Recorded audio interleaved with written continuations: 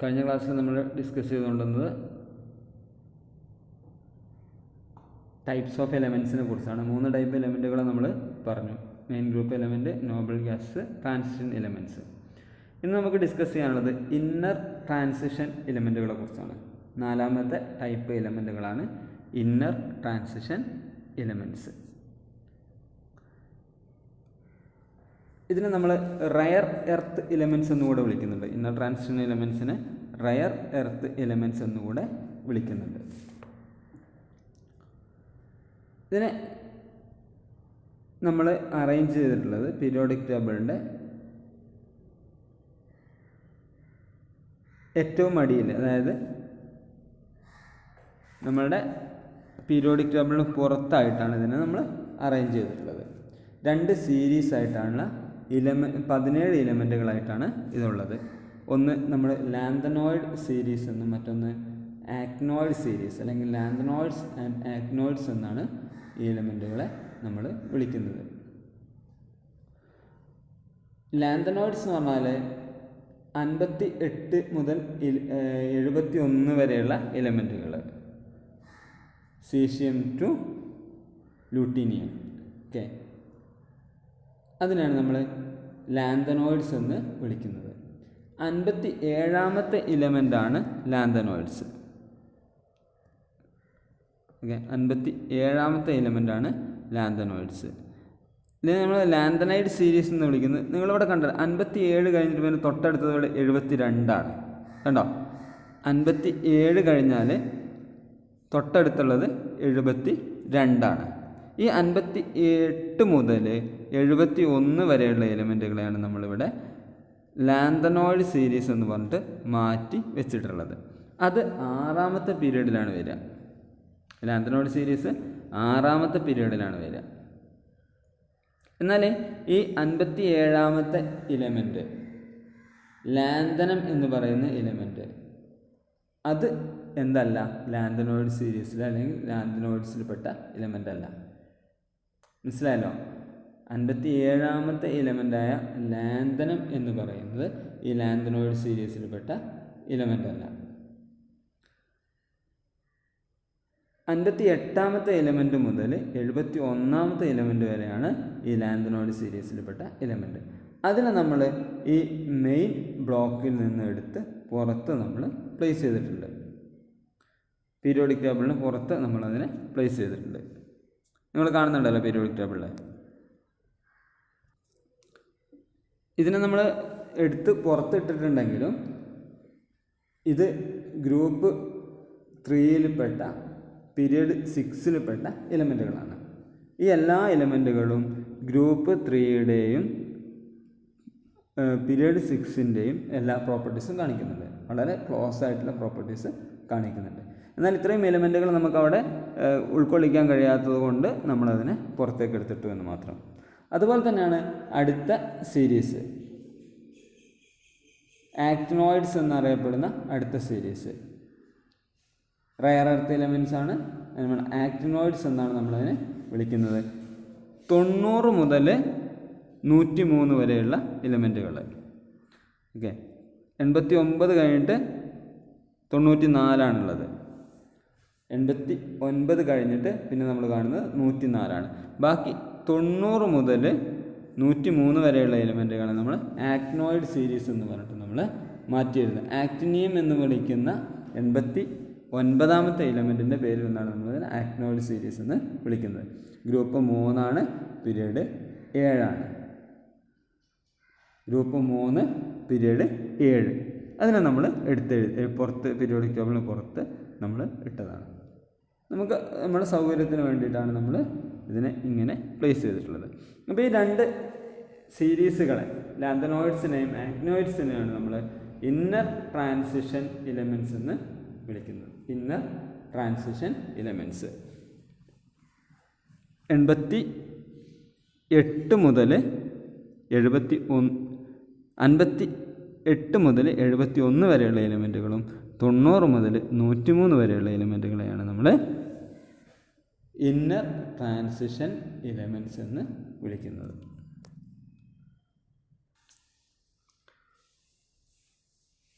Lanthanoids ആക്ടിനോയിഡ്സിൻ്റെയും പ്രത്യേകത എന്ന് പറഞ്ഞാൽ അതിൻ്റെ 3 ഔട്ടർ മോസ്റ്റ് ഷെല്ലുകൾ ഇൻകംപ്ലീറ്റ് ആയിരിക്കും. നമ്മൾ മെയിൻ ഗ്രൂപ്പ് എലമെൻറ്റിൽ ഒരു ഔട്ടർ മോസ്റ്റിൽ അവസാനത്തെ ഔട്ടർ മോസ്റ്റിൽ ഇൻകംപ്ലീറ്റ് ആയിരിക്കും. അതേസമയം ട്രാൻസിഷൻ എലമെൻ്റാണ് അവസാനത്തെ 2 ഷെല്ലുകൾ ഇൻകംപ്ലീറ്റ് ആയിരിക്കും. എന്നാൽ ഇന്നർ ട്രാൻസിഷൻ എലമെൻ്റ് ആകുമ്പോഴേക്കും അവസാനത്തെ 3 ഷെല്ലുകളും ഇൻകംപ്ലീറ്റ് ആയിരിക്കും. അതാണ് ഇതിൻ്റെ പ്രത്യേകത.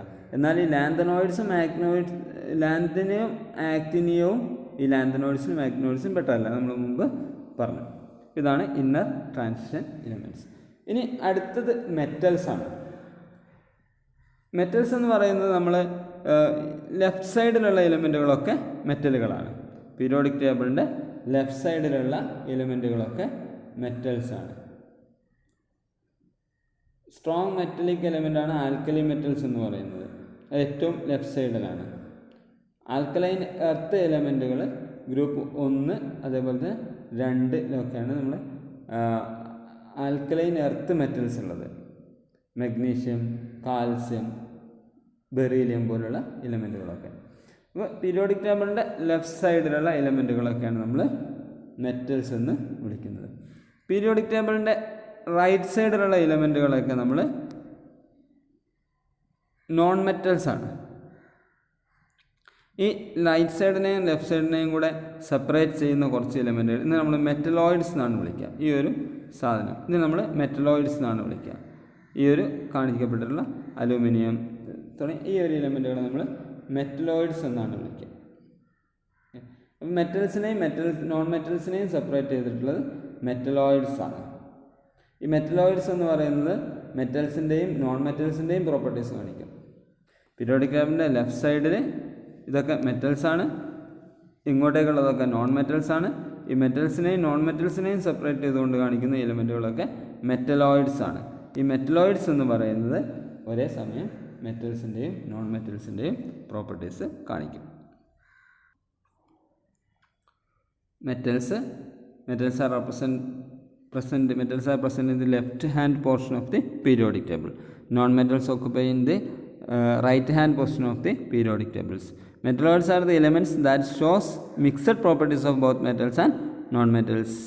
Okay, ഒരു diagonals starting from the group 13 boron മുതൽ നമുക്കതിന് 16 മുതൽ പൊളോണിയം വരെയുള്ള എലിമെൻറ്റുകൾ നമുക്ക് കാണാൻ വേണ്ടി കഴിയും. അപ്പോൾ ഇങ്ങനെ മൊത്തം 7 ടൈപ്സ് എലിമെൻറ്റ്സ് ആണ് മോഡേൺ പീരിയോഡിക് ടേബിളിൽ ഉള്ളത്. Main group elements, Noble gases, transition elements, inner transition elements, metals, non metals, metalloids. ഇങ്ങനെ മൊത്തം എലിമെൻറ്റുകളെ നമ്മൾ 7 ടൈപ്പായിട്ട് നമ്മൾ ക്ലാസിഫൈ ചെയ്തിട്ടുണ്ട്. മനസ്സിലായല്ലോ? ടൈപ്സ് ഓഫ് എലിമെൻറ്റ്സ് ക്ലിയർ ആണല്ലോ അല്ലേ? ഇനി നമുക്ക് ഡിസ്കസ് ചെയ്യാനുള്ളത് merits of the modern periodic ടേബിളാണ്. നമ്മൾ മെൻ്റലിസ്റ്റ് ക്ലാസിഫിക്കേഷൻ പറഞ്ഞ സമയത്ത് ധാരാളം ഡീമെറിറ്റ്സ് പറഞ്ഞിരുന്നു. ഇനി നമ്മൾ ഡിസ്കസ് ചെയ്യാൻ പോകുന്നത് മോഡേൺ പീരിയോഡിക് ടേബിളിൻ്റെ മെറിറ്റ്സ് ആണ്. അപ്പോൾ മോഡേൺ പീരിയോഡിക് ടേബിളിൻ്റെ മെറിറ്റ്സ് എന്ന് പറഞ്ഞാൽ സ്വാഭാവികമായിട്ട് മെൻ്റലിസ്റ്റ് പീരിയോഡിക് ടേബിളിൻ്റെ ഡീമെറിറ്റ്സ് ഒക്കെ മോഡേൺ പീരിയോഡിക് ടേബിളിൻ്റെ മെറിറ്റ്സ് ആയിരിക്കും. അപ്പോൾ ഒന്നാമത്തതെന്ന് പറഞ്ഞാൽ പൊസിഷൻ ഓഫ് ഐസോട്ടോപ്പാണ്. അപ്പം എല്ലാ ഐസോട്ടോപ്പുകളുടെയും ആറ്റോമിക് നമ്പർ എന്ന് പറയുന്നത് സെയിം ആയിരിക്കും അല്ലേ? Same atomic number but different mass number. അപ്പം നമ്മൾ ആറ്റോമിക് നമ്പർ വെച്ചിട്ടാണ് നമ്മളിതിനെ അറേഞ്ച് ചെയ്യുന്നുള്ളത് കൊണ്ട് തന്നെ ഐസോട്ടോപ്പിന് പ്രത്യേകം പൊസിഷൻ ആവശ്യമില്ല. അതാണ് ഒന്നാമത്തെ merit. All isotopes of an element have the same atomic number and therefore occupy the same position in the modern periodic table. രണ്ടാമത്തെ അനോമലസ് പെയേഴ്സ് ആണ്. ആറ്റോമിക് നമ്പർ വന്നതോടെ അനോമലി എന്ന് പറയുന്ന സംഭവം തന്നെ എടുത്തുപോയി. ഓക്കെ, കൊബാൾട്ട് അതേപോലെ നിക്കൽ, ഇതൊക്കെ കൊബാൾട്ടിൻ്റെ ആറ്റോമിക് നമ്പർ 20 ആണ്, നിക്കലിന് 28ആണ്. അപ്പോൾ നമ്മൾ അതിൻ്റെ അനോമലി എന്ന് പറയുന്നത് എന്തായി? ആറ്റോമിക് മാസിൽ വരുന്ന അനോമലി എടുത്തുപോയി. ക്ലിയർ ആണല്ലോ? അനോമലസ് പെയേഴ്സ് എന്ന് പറയുന്നത് മോഡേൺ പീരിയോഡിക് ടേബിൾ ഇല്ല. പിന്നെ ഇലക്ട്രോണിക് കോൺഫിഗറേഷൻ. ഈ ക്ലാസിഫിക്കേഷൻ എന്ന് പറയുന്നത് അക്കോർഡിംഗ് ടു ഇലക്ട്രോണിക് കോൺഫിഗറേഷൻ ആണ്. ഇലക്ട്രോണിക് കോൺഫിഗറേഷൻ അനുസരിച്ചാണ് എലിമെൻറ്റുകളെ അറേഞ്ച് ചെയ്തിട്ടുള്ളത്. അതുകൊണ്ട് തന്നെ വളരെ എളുപ്പത്തിൽ നമുക്കിതിൻ്റെ ഫിസിക്കൽ പ്രോപ്പർട്ടീസും കെമിക്കൽ പ്രോപ്പർട്ടീസും ഒക്കെ മനസ്സിലാക്കാൻ വേണ്ടി കഴിയും. നമ്മൾ കുറച്ചുകൂടെ വിശദമായിട്ട് നമ്മൾ പിന്നീട് പഠിക്കുന്നുണ്ട്. മെറ്റൽസിനെയും നോൺ മെറ്റൽസിനെയും കൃത്യമായിട്ട് സെപ്പറേറ്റ് ചെയ്തിട്ടുണ്ട്. പീരിയോഡിക് ടേബിളിൽ മെറ്റൽസിൻ്റെ പൊസിഷനും നോൺ മെറ്റലിൻ്റെ പൊസിഷനും മെറ്റലോയിഡ്സിൻ്റെ പൊസിഷനും ഒക്കെ വളരെ ക്ലിയർ ആണ്. മെറ്റലോയിഡ്സ് മെറ്റൽസിനെയും നോൺ മെറ്റൽസിനെയും കൃത്യമായിട്ട് സെപ്പറേറ്റ് ചെയ്തിട്ടുണ്ട്. അതാണ് മറ്റൊരു പ്രത്യേകത. പിന്നെ ട്രാൻസിഷൻ ഇലമെൻറ്റിൻ്റെ പൊസിഷൻ വളരെ ക്ലിയർ ആയിട്ട് നമുക്ക് മോഡേൺ പീരിയോഡിക് ടേബിളിൽ ട്രാൻസിഷൻ എലിമെൻറ്റ്സിൻ്റെ പൊസിഷൻ നമുക്ക് മനസ്സിലാവാം. അതുപോലെ തന്നെ properties of elements, it reflects the differences, trends and variations in the properties of elements are modern periodic table is quite clear. മറ്റൊരു പ്രത്യേകതയായിട്ട് പറയുന്നത് this table is simple, systematic and easy way to remembering the properties of different metals, different elements. ഇതൊക്കെയാണ് modern periodic ടേബിളിൻ്റെ പ്രത്യേകതകൾ. Position of isotope, anomalous pairs, electronic configuration, separation of metals and non metals, position of transition metals, properties of elements. അതേപോലെ തന്നെ വളരെ സിമ്പിളായിട്ട് വളരെ clear ആയിട്ട് എലമെൻറ്റുകളുടെ പ്രത്യേകതകൾ മനസ്സിലാക്കാൻ പറ്റിയ പീരിയോഡിക് ടേബിളാണ് മോഡേൺ പീരിയോഡിക് ടേബിൾ. ഇനി നമുക്ക് ഡിസ്കസ് ചെയ്യാനുള്ളത് പീരിയോഡിക് ട്രെൻഡ്സ് ഇൻ പ്രോപ്പർട്ടീസ് ആണ്.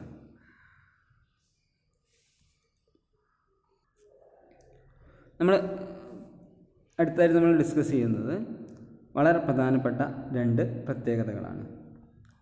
അപ്പോൾ നമുക്ക് അറിയാം, ഒരു ഗ്രൂപ്പിൽ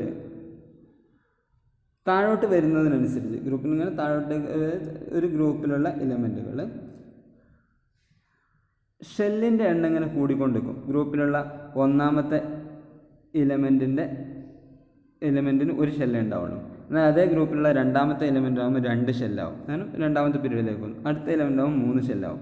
അപ്പോൾ ഇങ്ങനെ താഴോട്ടേക്ക് വരുന്നതിനനുസരിച്ച് ഷെല്ലിൻ്റെ എണ്ണം ഇങ്ങനെ കൂടിക്കൊണ്ടേ നിൽക്കും. ഓക്കെ, ഷെല്ലിൻ്റെ എണ്ണം കൂടുന്നതിനനുസരിച്ച്,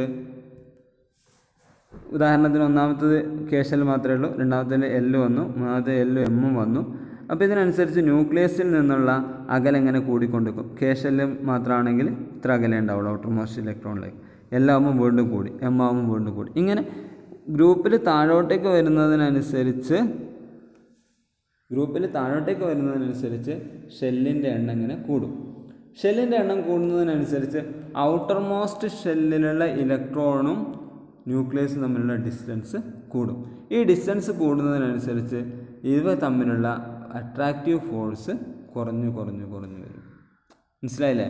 അപ്പോൾ ന്യൂക്ലിയസും കെ ഷെല്ലും തമ്മിലുള്ള അട്രാക്ഷനല്ല ന്യൂക്ലിയസും ഇതും തമ്മിലുണ്ടാവും. അതായത് സ്വാഭാവികമായിട്ട് ദൂരം ഡിസ്റ്റൻസ് കൂടുന്നതിനനുസരിച്ച്, ഷെല്ലിൻ്റെ എണ്ണം കൂടുന്നതിനനുസരിച്ച് അട്രാക്ഷൻ കുറഞ്ഞ് വരും. ക്ലിയർ ആണല്ലോ? എന്നാൽ പീരീഡിൽ വലത്തോട്ട് പോകുന്നതിനനുസരിച്ച്, ഒരു പീരീഡിൽ ഒരു ഷെല്ല് ഉണ്ടാവുള്ളൂ. ഉദാഹരണത്തിന് ഒന്നാമത്തെ പീരീഡിലാണെങ്കിൽ കെ ഷെല്ല് മാത്രമേ ഉണ്ടാവുള്ളൂ. അപ്പോൾ കെ ഷെല്ലിൽ ആദ്യത്തേൽ 1 ഇലക്ട്രോൺ, രണ്ടാമത്തെ ഇതിലാകുമ്പോഴേക്കും 2. അപ്പോൾ പീരീഡിൽ ഇങ്ങനെ വലത്തോട്ട് പോകുന്നതിനനുസരിച്ച് ഷെല്ലിൻ്റെ എണ്ണം കൂടില്ല, അതേസമയം അതിലുള്ള ഇലക്ട്രോണുകളുടെ എണ്ണം ഇങ്ങനെ കൂടി വരും. മനസ്സിലായില്ലേ? പീരീഡിൽ വലത്തോട്ട് ഉദാഹരണത്തിന് നമ്മൾ രണ്ടാമത്തെ പീരീഡ് എടുത്തു. രണ്ടാമത്തെ പീരീഡിൽ ആദ്യത്തേതിൽ കെ ഷെല്ലുണ്ട്, എൽ ഷെല്ലുണ്ട്. ആദ്യത്തെ എലമെൻറ്റിൽ 1 ഇലക്ട്രോൺ ഉണ്ടാവുള്ളൂ. രണ്ടാമത്തേതാകുമ്പോൾ 2 ആയി, 3 ആയി, 4 ആയി, 5 ആയി. ഇങ്ങനെ പീരീഡിൽ ഷെല്ലിൻ്റെ എണ്ണം കൂടില്ല, പക്ഷേ ഷെല്ലിലുള്ള ഇലക്ട്രോണുകളുടെ എണ്ണം കൂടും.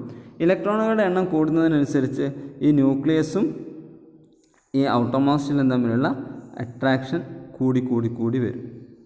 മനസ്സിലായല്ലോ? 2 കാര്യങ്ങളാണ്